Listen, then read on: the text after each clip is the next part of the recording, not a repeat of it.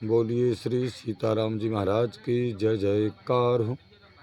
बोलिए श्री राधा रानी सरकार की जय जयकार हो। बोलिए श्री भागवत चरित की जय जयकार हो। बोलिए श्री व्यास जी महाराज की जय जयकार हो। बोलिए श्री देवराहा बाबा महाराज की जय जयकार हो। बोलिए श्री गीता महारानी की जय जयकार हो। बोलिए बाबा सुखराम दास जी महाराज की जय जयकार हो। बोलिए श्री रामायण महारानी जी की जय जयकार हो। बोलिए वाल्मीकि जी महाराज की जय जयकार हो। बोलिए गोस्वामी तुलसीदास जी महाराज की जय जयकार हो। बोलिए परम पूज प्रेमानंद जी महाराज की जय जयकार हो। श्री यमुना मैया की जय जयकार हो। सिद्ध बाबा महाराज की जय जयकार हो। श्री मनसला मैया की जय जयकार हो। श्री पथरी वाले हनुमान जी महाराज की जय जयकार हो। श्री खेरप सरकार की जय जयकार हो। श्री बाबा गुरु महाराज की जय जयकार हो। सतगुरुदेव भगवान की जय जयकार हो। श्री काका गुरु महाराज की जय जयकार हो। सब संतन की जय जयकार हो। सब भक्तन की जय जयकार हो। अपने अपने माता पिता भाई बंधु गुरु भगवान की जय जयकार हो। बोलिए संजा आरती महारानी की जय जयकार हो। बोलिए पथरी वन की जय जयकार हो। पथरी वन की समस्त रिद्धियों सिद्धियों की जय जयकार हो। बोलिए श्री पथरी धाम की जय जयकार हो। चलते हैं श्री भागवत चरित के प्रथमाय में अष्टमो अध्याय। परम पूज देवराहा बाबा कहते हैं कि पूज पिता मह परम पुण्य पर लोक पधारे। भाई परीक्षत नृपति सुनत सब शांति सुखारे। यज्ञ याग बहु करे दान दुखियन को दीन है। इरावती में चार गुणी सुत पैदा कीन है। कृपाचार्य की कृपा ते अश्वमेघ कई करें। यों ऋषि ऋण सुर पितर ऋण तीनों ऋण तेन्द्र पुतरी। धर्मराज के परमधाम चले जाने पर परीक्षित के राजा बनने से सभी ऋषि मुनियों को बड़ी प्रसन्नता हुई। महाराज राजा ने अनेक यज्ञ करके अपार दान द्वारा दुखियों को भी सुखी कर दिया। अपनी पत्नी इरावती से सर्वगुण संपन्न चार पुत्र पैदा किए और अपने कुल पुरोहित कृपाचार्य को आचार्य बनाकर महाराज कई अश्वमेध यज्ञ भी उन्होंने किए हैं राजा परीक्षित ने। इस प्रकार राजा ऋषि देव तथा पितृ तीनों ऋणों से मुक्त हो गए। सुनो परीक्षित राजो माहे कल युग घुस आयो। अब कथा सुनिए राजा परीक्षित के राज में कलयुग का प्रवेश। तो सुनो परीक्षित राजो माहे कल युग घुस आयो। धावा बोलो तुरत सुनत कल युग घबरायो। पूछे सोनक सूत करो कल कैसे बस में। नृपत बेस में शूद्र गऊ ताड़त कह थल में। राजो वेशधारी वृषभ गऊ ताड़न करत। बल पूर्वक कसो वस करो कस नृप सब के दुख हरत।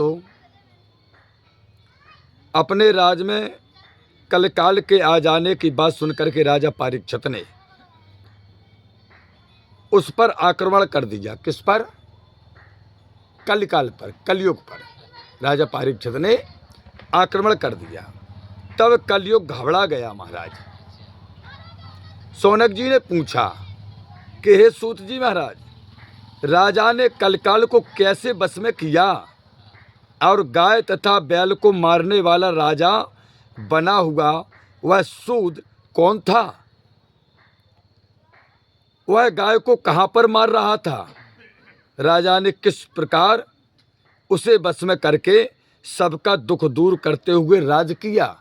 ये सौनक जी महाराज ने सूत जी महाराज से पूछा।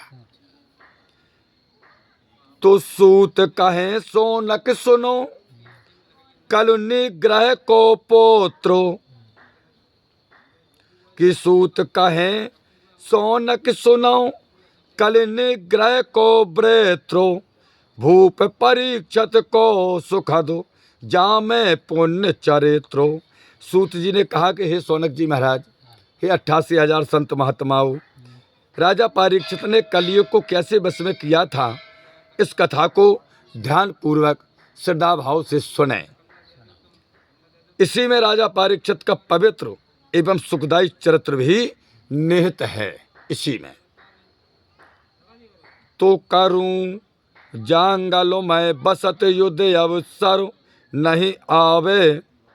धीर धनुर्धारो नरपति बिना रन हाथ खोजावे। कल प्रवेश सोने कोपित शीर गो सब सेन तुम्हारी।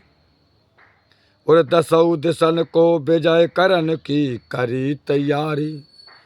कि जाए जहां जह जनेश्वर तय निज कुल की रत सुना।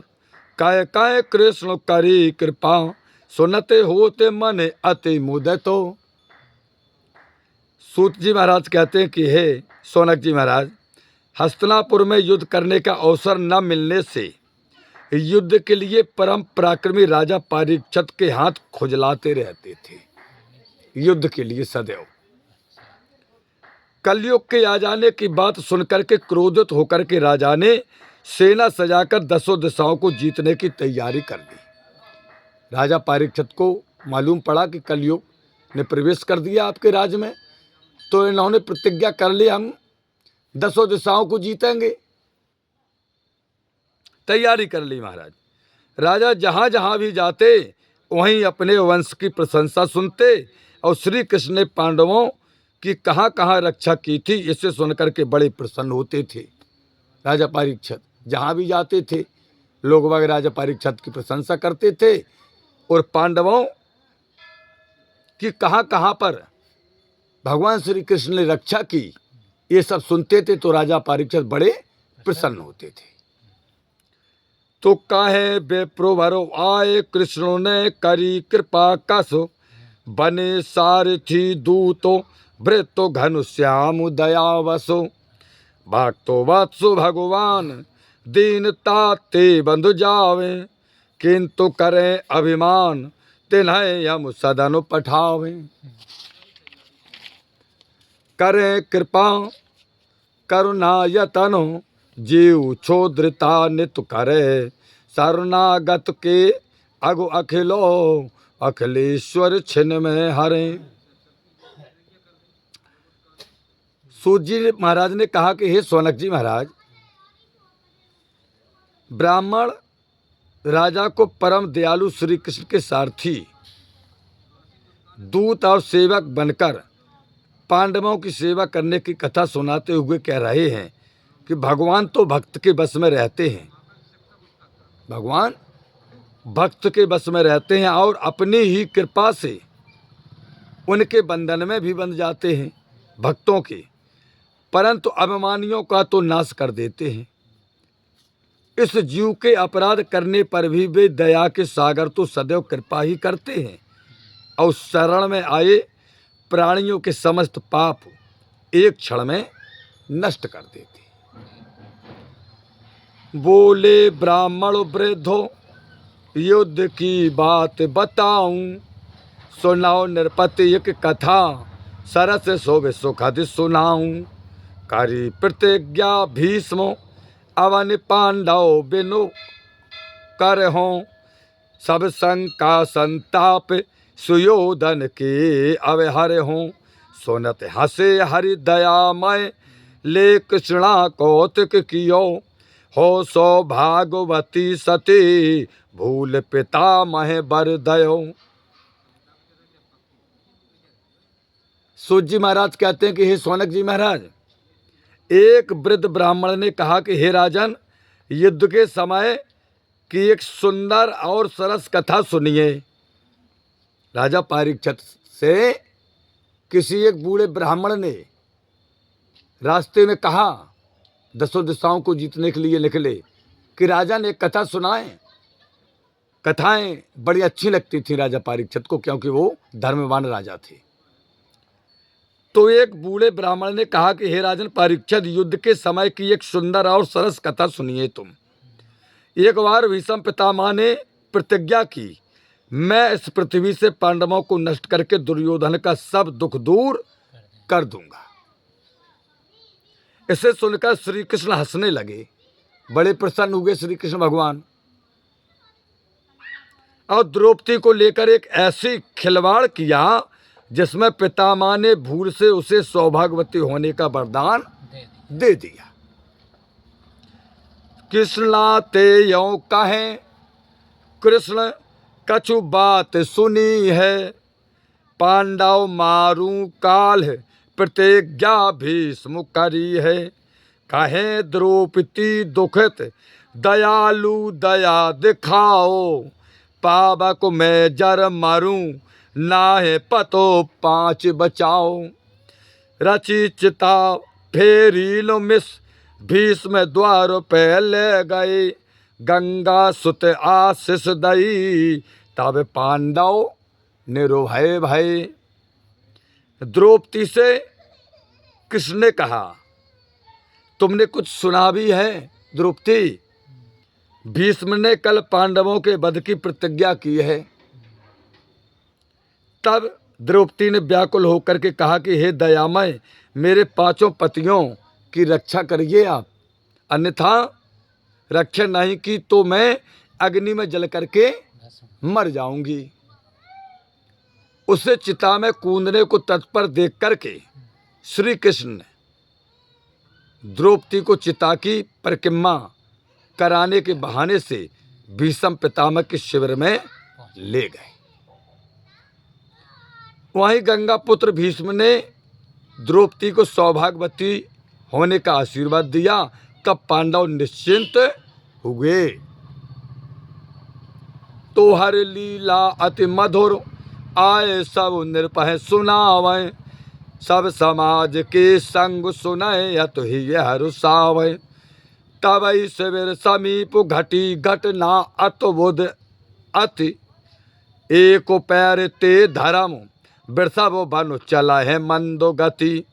धेनु रूप धरुनी धरे, रोवे सुत बिनु मात ज्यों, मात दुखित पूछो तनुज, धर्म धरन ते कहें यो। सूत जी महाराज कहते, सोनक जी महाराज, इस प्रकार सब लोग आकर के भगवान की मधुर कथा कहते और राजा भी सबके साथ सुनकर के बड़े प्रसन्न होते थे परीक्षित जी महाराज। उसी समय राजा के शिविर के पास एक विचित्र घटना घटित हुई, जहां राजा परीक्षित का शिविर लगा था। वो घटना क्या? बैल का भेष बनाए हुए धर्म एक ही पैर से धीरे धीरे चल रहे थे और गाय बनी हुई माता पृथ्वी पुत्र वियोगिनी माता के समान रो रही थी।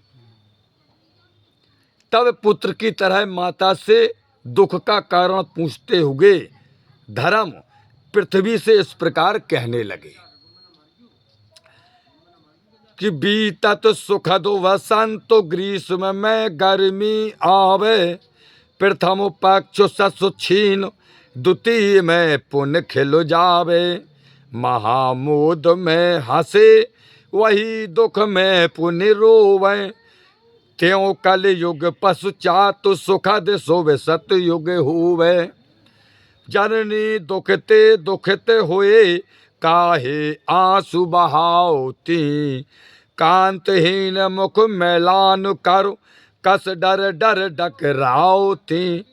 सूत जी महाराज कहते हैं कि हे सोनक जी महाराज, 88,000 संत महात्माओं, हे भक्तजनों, जिस प्रकार सुखदायी बसंत ऋतु के बीतने पर ग्रीष्म ऋतु की भीषण गर्मी आ जाती है, कृष्ण पक्ष में चंद्रमा प्रकाशहीन रह कर के शुक्ल पक्ष में तेजस्वी हो जाता है, और जो कभी अत्यंत सुखी होकर हंसता रहता है वह कभी दुखी होकर रोता भी है। उसी प्रकार इस कलयुग के बीतने पर फिर से सुख देने वाला सतयुग आएगा। धर्म कहता है कि हे माता, आप दुख से दुखी होकर इस प्रकार उदास बनी, डरकर विलाप करती हुई क्यों डकरा रही हैं? वो बैल है जो वो धर्म बना है, धर्मराज है। हाँ धर्मराज, और पृथ्वी माता गाय बनी है। तो सूत जी महाराज कहते हैं कि हे सौनक जी महाराज, बोली वसुधा वत्सो बेपतु की बात बताऊं, प्राण नाथ पद पदों में परस बेनो अति अकलाऊं। कि बोली वसुधा वत्सो विपत की बात बताऊं, प्राणो नाथ पद पदों में परस बेनो अति अकलाऊं। जिनकी कृपा कटाक्ष पाए पावन सब होवे, मधुर मंद मुस्कान नार लख धीरज खोवे। तेनु बिन हो विधवा भाई सब सुहाग सुग लुट गयो, सम दम बल तप तेज गुण गए धैर्य मम छुट गयो। सूत जी महाराज कहते हैं कि हे सौनक जी महाराज, अब पृथ्वी माता ने कहा कि हे पुत्र, मेरे दुख का कारण सुनो कि मैं दुखी क्या हूं। मैं अपने प्राणनाथ के चरण कमलों के दर्शन तथा स्पर्श बिना व्याकुल हो रही हूं। जिनकी प्यार भरी चितवन से सब धन्य हो जाते हैं, मधुर मंद मुस्कान को देख करके स्त्रियां अधीर हो उठती हैं, उन श्याम सुंदर के बिना मैं सौभाग्यहीन विधवा बन गई हूं।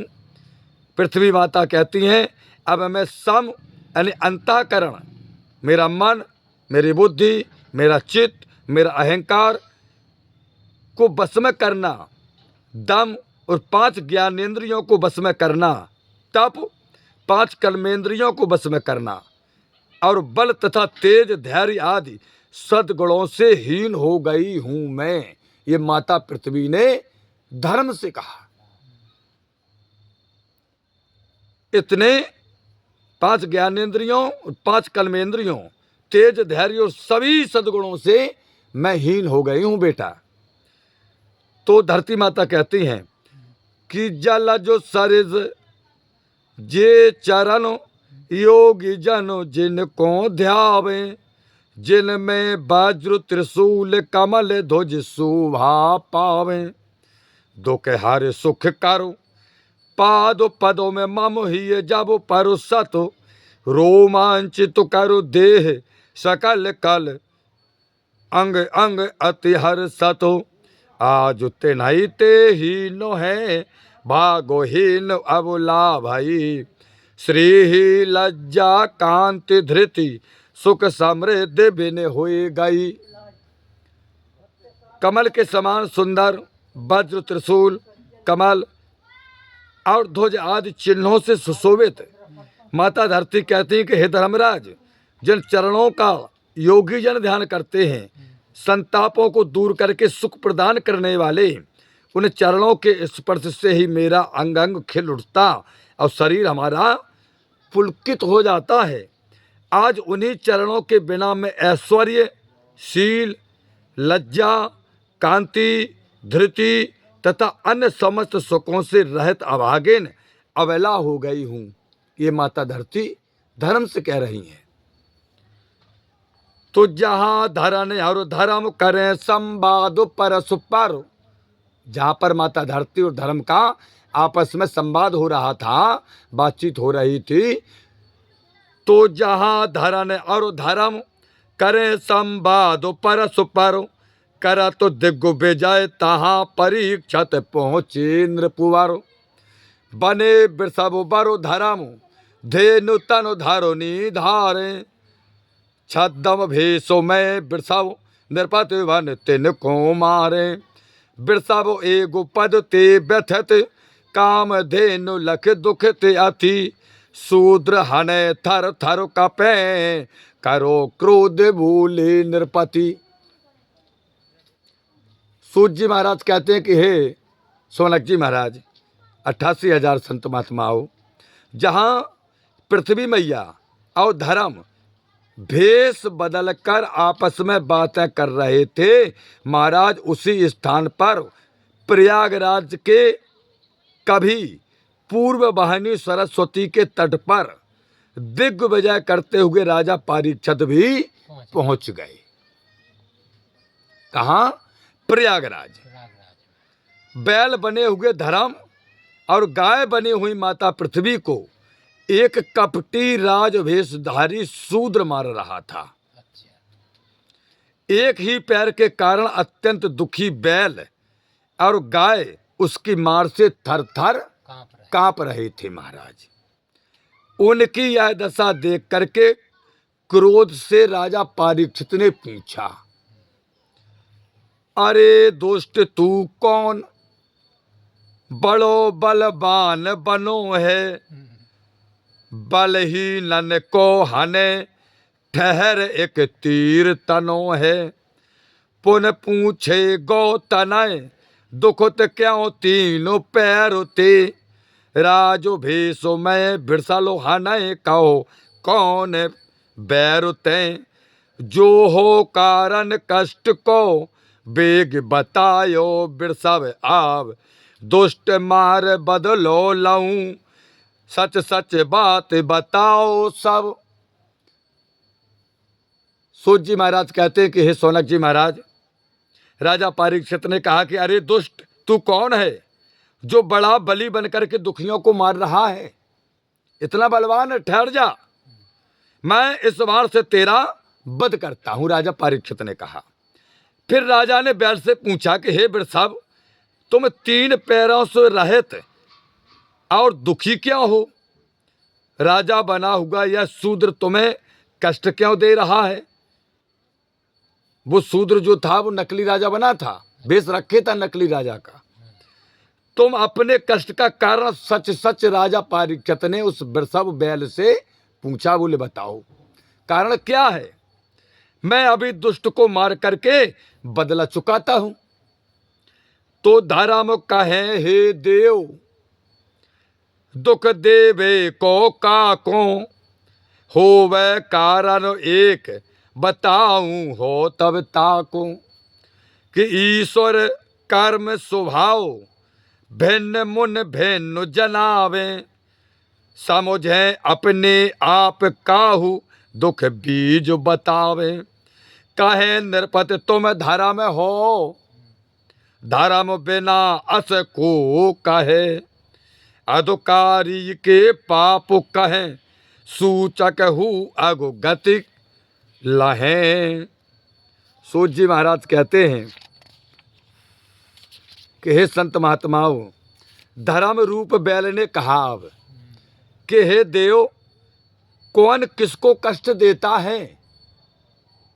इसमें यदि एक ही कारण हो तब तो मैं तुम्हें बताऊं।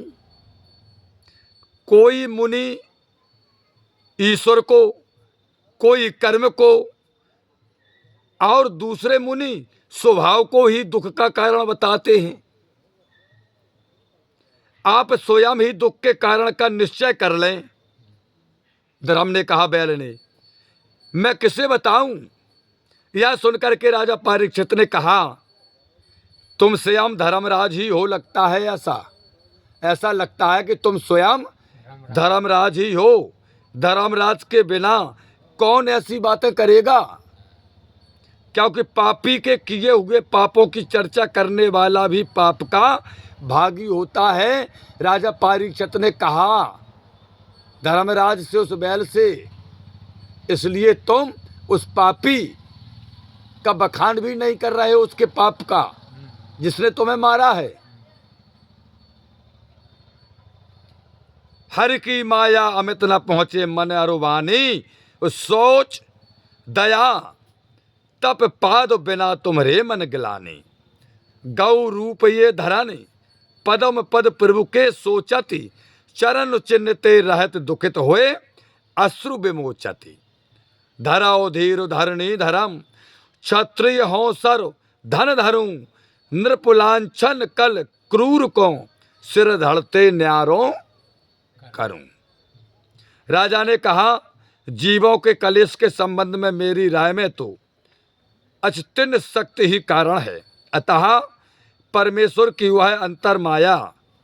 राजा परीक्षित ने कहा कि हे धर्मराज, हे धरती माता,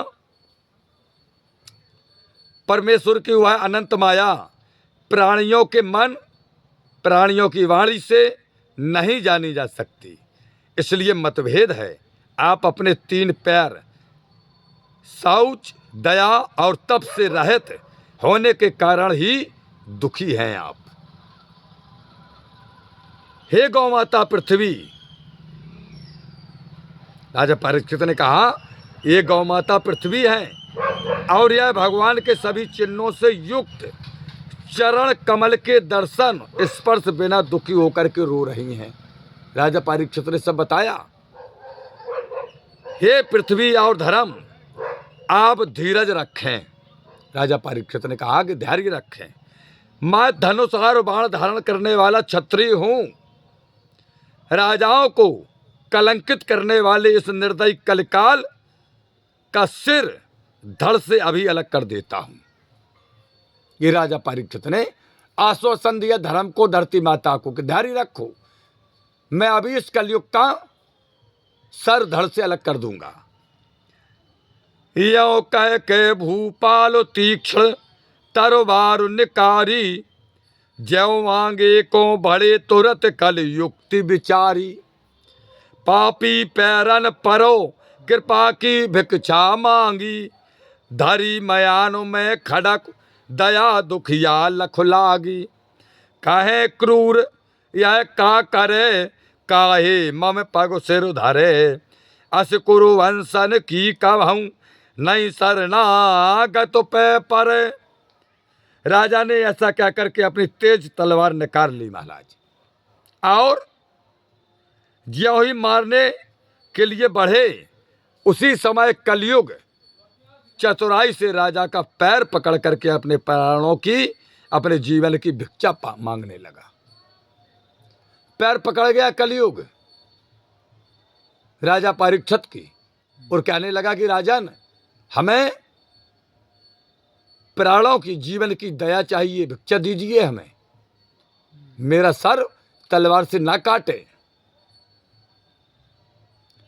उसकी दीनता पर राजा परीक्षित को दया आ गई महाराज, और तलवार को उन्होंने अपने मयान में पुनः रखते हुए कहा कि अरे दुष्ट कलयुग, तू यह क्या कह रहा है? क्यों मेरे चरणों में अपना सिर रख रहा है? कुरुवंशी वीर शपथ में आए हुए का वध नहीं करते हैं। तुम हमारे शरण में आ गए, इसलिए हम तुम्हारा वध नहीं करेंगे। तो प्राण दान तो देओ, किंतु अभी तुम्हें जाओ।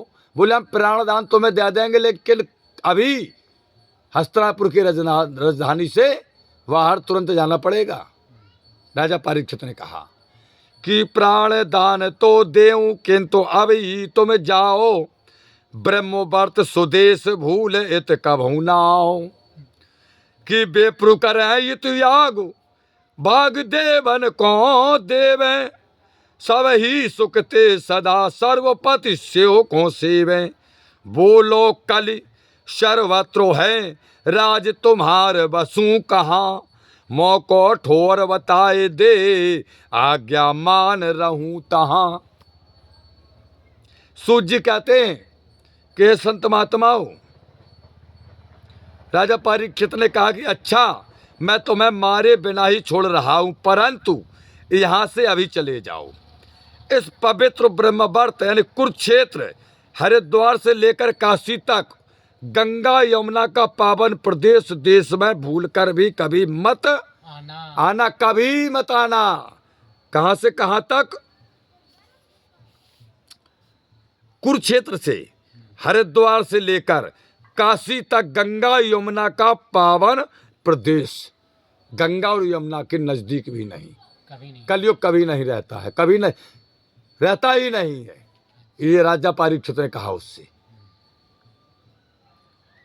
यहाँ ब्राह्मण यज्ञ करके देवताओं का उनका भाग देते हैं, इसलिए तुम यहाँ नहीं रहोगे गंगा और यमुना के किनारे। यहाँ पर संत महात्मा ब्राह्मण देवता यज्ञ करते हैं और देवताओं को उनका भाग देते हैं। और भगवान यज्ञ पुरुष शिव की आराधना करते हुए सुख से जीवन बिताते हैं गंगा यमुना के किनारे, संत महात्मा। इसलिए तुम गंगा यमुना के किनारे, हरिद्वार से कुरुक्षेत्र से हरिद्वार, हरिद्वार से काशी, गंगा यमुना के किनारे बिल्कुल नहीं रहोगे। तब कलयुग ने कहा, महाराज चारों ओर तो आपका ही राज है, फिर मैं कहाँ रहूं? मुझे स्थान बता दीजिए, मैं आपकी आज्ञा के अनुसार वहीं जा करके रहूंगा। बोले नृप मम द्वार विमुख याचक नहीं जाहि, वैश्या हिंसा धूत मद में बसाओ सदा ही। कि बोले नृप मम द्वार विमुख याचक नहीं जाहि, वैश्या हिंसा धूत मद में बसाओ सदा ही। सोची भूपत यही चार यत निंदित थल हैं, आसक्ति मद झूठ क्रूरता के ये बल हैं। गिड़गिड़ाए पुन कल कहे, निंदित अधम सभई दये, एक मनोहर नाथ दाएं, तब राजा सोचत भय।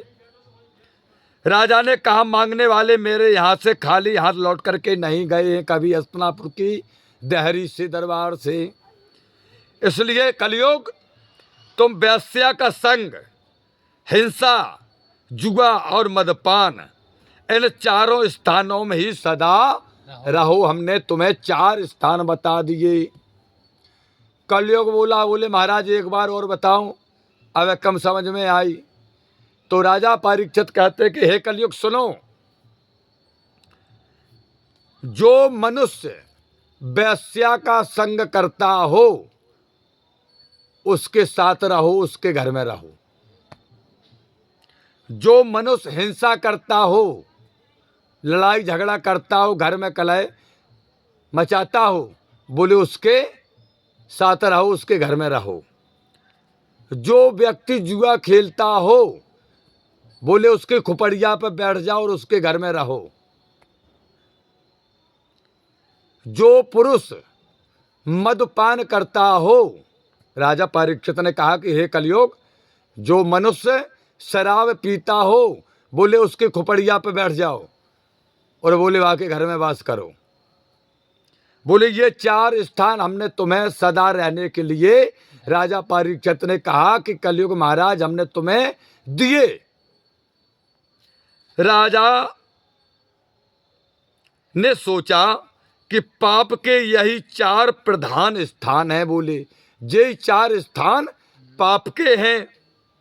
सोचे भूपत यही 4 यत निंदित थल हैं, आसक्ति मद झूठ क्रूरता के ये बल हैं। राजा परीक्षित ने सोचा कि यही 4 स्थान ऐसे हैं क्रूरता के,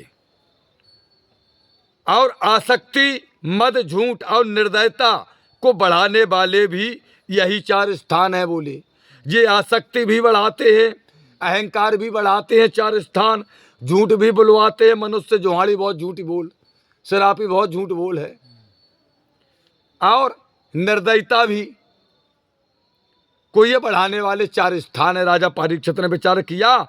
तब दीनता से कांपती हुई वाणी में कलयुग ने कहा, कलयुग ने अब समझी कि ये 4 स्थान राजा ने हमें निंदित दे, ब्यादे ब्यादे हैं इनमें, तो कांप गौ कलयुग। तो कांपते हुए उसने कहा राजा से कि राजन, आपने मुझे सभी निंदित एवं अपवित्र स्थान ही दिए हैं। ये जितने स्थान 4 दिए आपने, वैश्या का संग, जुआ खेलना, मदपान करना आदि आदि 4 स्थान, तो बोले ये निंदित हैं, और ये सब बोले अपवित्र स्थान भी हैं। तो कलयुग ने कहा राजा परीक्षित से कि हे नाथ, कोई एक स्थान तो सुंदर हमें दे दीजिए, जिस सुंदर स्थान पर बैठकर के हम अपना संध्या वंदन सुबह शाम का कर लिया करूं। वेश्या के घर पे हम क्या संध्या वंदन करूंगे? कलयुग ने कहा जोहाड़ियों के घर में हम क्या संध्या वंदन करेंगे? बोले कितनी घंटरिया हलाए हम। बोले कोनो मतलब की नहीं रे। बोले वाह। बोले शराबी के घर है, बोले कितनी घंटरिया हले। बोले पूजा लगे ही नहीं। कितो दान देवे? बोले जाके घर शराबी है। सो कलयुग ने कहा कि हे राजन परीक्षित, हमें कोई एक ऐसा स्थान तो दे दें जिसमें हम अपना कुछ समय अच्छा बिताएं, पवित्र स्थान दें हमें कुछ। ये तो सब अपवित्र स्थान और निंदित स्थान है। यह सुनकर के राजा परीक्षित अब विचार करने लगे कि कौन सा स्थान अब पांचवा दें हम इनको। चार तो दे चुके। तो स्वर्ण एक संसार माह हत्या की जर है। राजा परीक्षित ने विचार किया कि यह सोनो देवे ने सोना हत्या की जड़ है। तो स्वर्ण एक संसार माह हत्या की जर है। स्वजन बेजन बन जाए बैर को यही घर है। कौरव पांडव लरे नाश सब जग को कीन्हो। दोष खान लख निरपत पांचवो सोनो दीन्हो। सुखी स्वर्ण सुन कल भयो अति प्रसन्न होए हंस गयो। स्वर्ण मुकुट नृप सिर ने रखो तुरंत ताहे में धस गयो। सूत जी महाराज कहते सोनक जी महाराज। बोले हाँ महाराज। राजा परीक्षित ने विचार किया कि संसार में सोना ही सब अनर्थों का कारण है। सोने की लंका राजा रावण की अनर्थ का कारण बनी। सोने का हिरण माता सीता के लिए अनर्थ का कारण बना। तो संसार में सोना ही सब अनर्थों का कारण है। सारे झगड़े इसी के लिए होते हैं। और राजा परीक्षित मन में विचार करते हैं कि अपने सगे संबंधी भाई भी इस सोने के चक्कर में शत्रु बन जाते हैं। इसी के लिए कौरव और पांडवों ने युद्ध करके सारे संसार को नष्ट कर दिया। राजा परीक्षित विचार करते हैं अतः यह सब दोषों का एकमात्र कारण है सोना। इसे ही समझ करके राजा ने पांचवा स्थान कलयुग से कहा। बोले सुनो कलयुग महाराज। बोले हाँ महाराज। बोले बढ़िया स्थान दे रहे तुम्हें हम, पवित्र। बोले बताओ महाराज। बोले सोने में रहो, तुम सोने में वास करो। राजा परीक्षित ने कलयुग को सोने में वास करने के लिए पांचवा स्थान सौंप दिया। सोने की बात सुनकर के महाराज कलयुग बड़े प्रसन्न हुए। बोले बन गई जुगाड़, जो काम से हम आए थे। बोले बन गई जुगाड़। बड़े प्रसन्न हुए और हंसने लगा कलयुग। और हंसते हुए क्या किया कलयुग ने कि राजा के सर पर सोने का मुकुट था जो परीक्षित जी के में, उस मुकुट को देखा कलयुग ने कि ये मुकुट राजा परीक्षित का सोने का है। उसी में घुस गया महाराज। पूछे सोनक सूत दुष्ट कल क्यों नहीं मारो। काय न कूर कराल राजते पकड़ निकारो। पूछे सोनक सूत दुष्ट कल क्यों नहीं मारो। काय न क्रूर कराल राजते पकड़ निकारो। सूत कहे नृप भरमारो सरसु रस ग्राही रिजुआ थी। सोचो कल में लगाए पाप कर पुण्य होए मति। यह खल कल का यरन को डर पावे। ब्रक की सरस धीरो वीरो हरियो भगत लख डरे कपे नहीं करहे रिसो। सोनक जी ने पूछ दिया कि सूत जी महाराज एक बात तो बताओ। क्या? बोले राजा परीक्षित ने उस दुष्ट कलयुग को मारा क्यों नहीं? क्यों नहीं उस निर्दयी को राज से बाहर निकाल दिया? सूत जी ने कहा राजा तो भ्रमर के समान सार ग्रहण करने वाले सज्जन पुरुष थे। राजा परीक्षित साधारण जीवात्मा नहीं थी। सूत जी ने कहा कि हे सोनक जी महाराज, हे समस्त 88,000 संत महात्माओं, उन्होंने विचार किया इस कलयुग में बुरे काम करने पर ही पाप होगा। ये राजा परीक्षित ने विचार किया कि जो मनुष्य बुरे काम करेंगे वही पातकी होगा, परंतु पुण्य तो मन से शुभ संकल्प करने पर भी मिल जाएगा। बोले सूत जी महाराज कहते हैं, सौनक जी महाराज, राजा परीक्षित बड़े ज्ञानी थे, धर्मात्मा थे, ज्ञानवान थे। उन्होंने विचार किया कि जो पाप करेगा, पाप के कर्म करेगा, वो पापी होगा। लेकिन कलयुग में तो मन से शुभ संकल्प करने पर भी शुभ फल मिल जाएगा, बशर्ते वो गलत कर्म ना करे, पाप कर्म ना करे। हनुमान जी महाराज तुम्हारे मंदिर में टाइल्स लगवा दें हम। हनुमान जी महाराज पुरानो मंदिर हो गो, पिलर पे बढ़िया खड़ो करके और इतनी बड़ी चोटी बनवाए तुम्हारी कि 7 मील से दिखावे। हनुमान जी महाराज बढ़िया भागवत कथा यज्ञ कराएं तुम्हारी कृपा हो जाए, हम सब करा दें। ये शुभ संकल्प है, तुम्हारी कृपा हो जाए, हम ऐसो करा दें। यह हमारी इच्छा है, आपकी कृपा हो जाए। और अकस्मात प्राण पखेरु अगर उड़ गए इस बीच में या इस मनुष्य जीवन में, हमने कुछ नहीं कर पाए, कहते ही रहे हनुमान जी से, नहीं करी उनने कृपा, नहीं कर पाए, फिर भी सौनक जी महाराज कहते हैं कि सूत जी महाराज कहते हैं कि हे सौनक जी महाराज, उसे शुभ संकल्प का शुभ फल मिल ही जाएगा कलयुग में, बशर्ते वो गलत कर्म ना करे। यह कलकाल कायर प्रमादी पुरुषों के लिए तो भेड़िए के समान बहादुर होगा ये कलयुग। किसके लिए? जो कायर पुरुष हैं,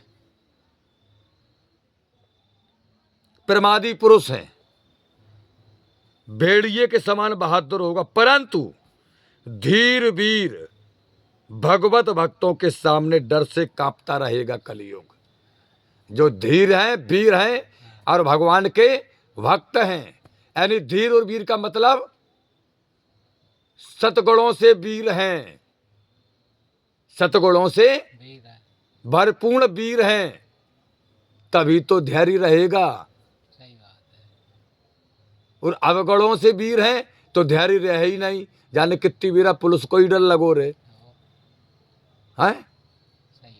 तो सदगुणों से अगर हम वीर हैं तो हम धीर भी बनेंगे, और जब सदगुण से वीर हैं तो धैर्यवान भी बनेंगे, तो हम भगवान के भक्त तो बनेंगे ही। ऐसे लोगों से कलयुग, सूत जी महाराज कहते हैं कि हे सौनक जी महाराज, आपके यज्ञ में आए हुए संत 88,000 संत महात्माओं, कलयुग थर थर कांपेगा। इत श्री भागवत चरित के प्रथमाय में परीक्षित कलि निग्रह नामक 8वां अध्याय समापन। कल अथ 9वें अध्याय की कथा सुनेंगे। श्री कृष्ण की कथा सुन करके सौनक आदि मुनि बड़े प्रसन्न हुए। उन्होंने आशीर्वाद देते हुए दौड़कर सूत जी को गले से लगा लिया। उनकी आंखों से प्रेम अश्रु बह रहे थे। वे सूत जी से बार बार पूछते, परंतु भगवान की मधुर कथा सुनते सुनते आगाते ही नहीं थे। सब ऋषियों ने कहा, सूत जी महाराज, आप इस यज्ञ में कुछ दिन तक और रह करके राजा परीक्षित की सुंदर कथा एवं भगवान की पवित्र लीलाएं सुनाइए। अभी और रुकिए, और कथा सुनाइए राजा परीक्षित की। हे प्रभु आनंद दाता, ज्ञान हमको दीजिए, सिर गुसारे दुर्गुणों से दूर हमको कीजिए, लीजिए हमको शरण में, हम सदाचारी बने, ब्रह्मचारी धर्म रक्षक, वीर व्रतोधारी बने। यह कार्य जो मैंने उठाया, आप ही की आस से, ऐसी कृपा हो नाथ की, जो पूर्ण हो वे दास की। दीनानाथ अनाथ का भला मिला संयोग, यदि आप तारू नहीं तो हंसी करेंगे लोग। लखन सिया राम चंद्र शंकर हरिओम। जय जय सिया राम जय जय हनुमान। हरि की जय जयकार हो। श्री सीताराम जी महाराज की जय जयकार हो। श्री राधा रानी सरकार की जय जयकार हो। श्री भागवत चरित की जय जयकार हो। व्यास जी महाराज की जय जयकार हो। देवरा बाबा की जय जयकार हो। सुखरामदास जी महाराज की जय जयकार हो। गीता महारानी की जय जयकार हो। रामायण महारानी की जय जयकार हो। वाल्मीकि जी महाराज की जय जयकार हो। गोस्वामी तुलसीदास जी महाराज की जय जयकार हो। परम पूज्य प्रेमानंद जी महाराज की जय जयकार हो। यमुना मैया की जय जयकार हो। सिद्ध बाबा महाराज की जय जयकार हो। मनसला मैया की जय जयकार हो। बाबा गुरु महाराज की जय जयकार हो। सतगुरुदेव भगवान की जय जयकार हो। काका गुरु महाराज की जय जयकार हो। सब संतन की जय जयकार हो। सब भक्तन की जय जयकार हो। अपने अपने माता पिता भाई बंधु गुरु भगवान की जय जयकार हो। संध्या आरती महारानी की जय जयकार हो। केरप सरकार की जय जयकार हो। हरिओम शरणम गच्छामि। हरिओम शरणम गच्छामि। हरिओम शांति शांति शांति ही। समस्त भक्तजनों श्रोताजनों की जीवन की जय जयकार हो। परम पूज्य सदगुरुदेव भगवान का आशीर्वाद सभी भक्तजनों पर सदा बरसता रहे, इसी कामना को लेकर के अपनी वाणी को विराम देते हैं। हरिओम शांति शांति शांति ही।